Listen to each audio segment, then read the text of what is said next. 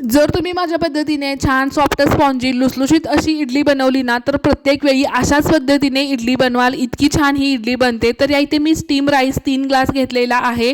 तुमच्याकडे कोणता तांदूळ अवेलेबल असेल तर तो तुम्ही ते वापरू शकता. ज्या ग्लासने आपण तांदूळ घेतलेले आहेत सेम त्याच ग्लासने या इथे मी डाळही घेतलेली आहे. डाळ आणि तांदूळ रात्रभर भिजण्यासाठी आपल्याला अशीच ठेवून द्यायची आहे. तर सकाळी डाळ आणि तांदूळ छान भिजलेले असतील तर तांदूळ स्वच्छ धुवून घ्या आणि डाळीमध्ये असलेलं पाणी फेकून न देता परत डाळ तांदूळ वाटण्यासाठी आपण ते पाणी वापरूया. तर थोड्याशा पाण्यामध्ये मी 3 उडदाचे पापड भिजवायला ठेवलेले आहेत. तर डाळ आणि तांदूळ अगदी फाईन न वाटता थोडेसे रवाळ आपल्याला वाटून घ्यायचे आहेत.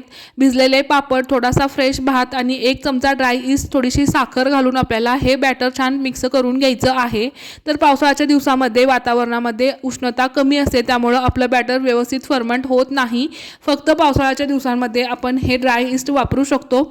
तर 2 तासांमध्ये आपलं जे बॅटर आहे ते अशा पद्धतीने फर्मंट झालेलं आहे. चवीनुसार मीठ घालून छान मिक्स करून घेऊयात आणि इडलीच्या मोडला तेलाने ग्रीस करून 5 ते 6 मिनिटांमध्ये आपली जी इडली आहे ती छान आपण स्टीम करून घेणार आहोत. थंडीमध्ये किंवा पावसाळ्यामध्ये हवेमध्ये असणारी जी उष्णता आहे ना ती अत्यंत कमी असते, त्यामुळं आपलं बॅटर पटकन फर्मंट होत नाही. जर तुम्हाला जास्त वेळ हे बॅटर ठेवायचं असेल 2 ते 3 दिवसांसाठी, तर यामध्ये वापरलेला जो भात आहे ना तो तुम्ही स्किप करू शकता.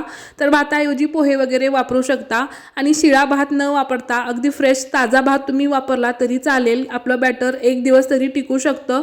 तर तुम्हाला बॅटर टिकवून ठेवायचं असेल 2 ते 3 दिवसांसाठी तर तुम्ही भात न वापरता यामध्ये पोहेही वापरू शकता.